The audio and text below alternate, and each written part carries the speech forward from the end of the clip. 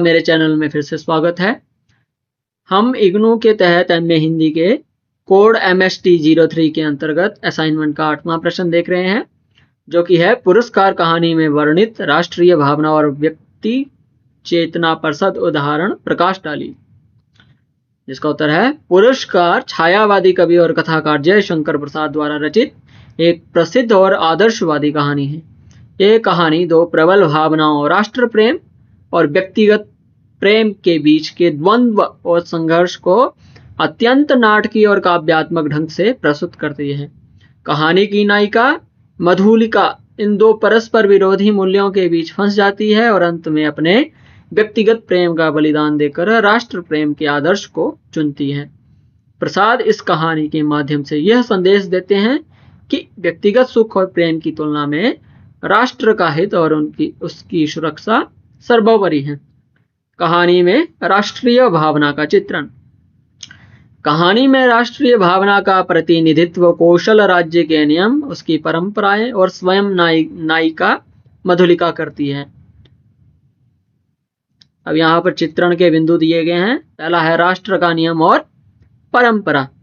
कहानी का आरंभ कौशल राज्य के एक अनूठे उत्सव इंद्र पूजन से होता है, जिसमें एक दिन के लिए किसी किसान की भूमि को राजा द्वारा जोता जाता है और उस किसान को पुरस्कार स्वरूप स्वर्ण मुद्राएं दी जाती हैं। मधुलिका, जिसकी भूमि चुनी गई है, पुरस्कार लेने से इनकार कर देती है। इसका उदाहरण है, वह कहती है ये मेरे पितरों की भूमि है, इसे बेचना मेरे लिए अपराध है। ये कथन भूमि के प्रति उसके गहरे लगाव और राष्ट्र की परंपरा के प्रति उसके सम्मान को दर्शाता है। वह पुरस्कार को राष्ट्र के नियम का अपमान मानती है। जो दूसरा बिंदु है राष्ट्र प्रेम के लिए व्यक्तिगत प्रेम का बलिदान। कहानी का चरमोत्कर्ष तब आता है जब मधुलिका को पता चलता है कि उसका प्रेमी मगध का राजकुमार अरुण कौशल पर आक्रमण करने की योजना बना रहा है।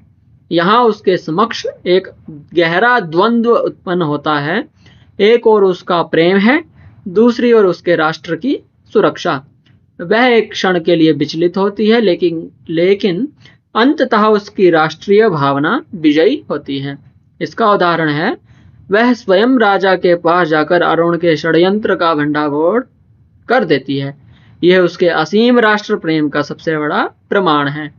वह अपने व्यक्तिगत सुख और प्रेम को राष्ट्र की वेदी पर बलिदान कर देती है। कहानी में व्यक्ति चेतना का चित्रण। व्यक्ति चेतना का प्रतिनिधित्व कहानी में मगध का राजकुमार अरुण और स्वयं मधुलिका का प्रेम भाव करता है। व्यक्तिगत महत्वाकांक्षा।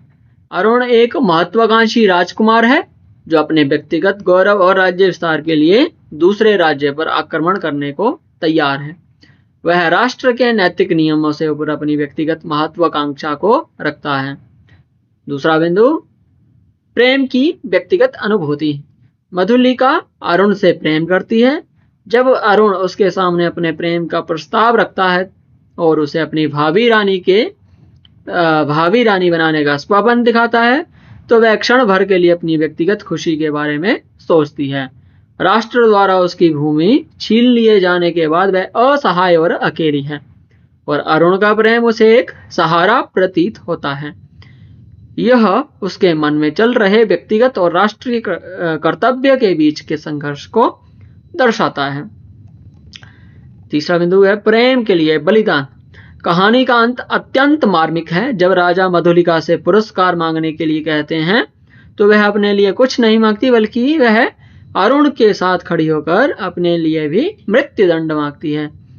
उसका ये कहना, तो मुझे भी प्राण दंड मिले, यह दर्शाता है कि यद्यपि उसने राष्ट्र धर्म का पालन किया, तथापि एक व्यक्ति के रूप में वह अपने प्रेमी को अकेले मरते हुए नहीं देख सकती। यहाँ उसका व्यक्तिगत प्रेम एक उदात्त बलिदान में बदल जाता है। तो इसका निष्कर्ष है, पुरस्कार कहानी राष्ट्र और व्यक्ति के बीच के शाश्वत द्वंद्व की कहानी है। प्रसाद यह स्थापित करते हैं कि सच्चा राष्ट्र प्रेम व्यक्तिगत भावनाओं से ऊपर होता है। मधुलिका अपने व्यक्तिगत प्रेम का बलिदान देकर राष्ट्र धर्म का पालन करती है और एक आदर्श नागरिक का उदाहरण प्रस्तुत करती है।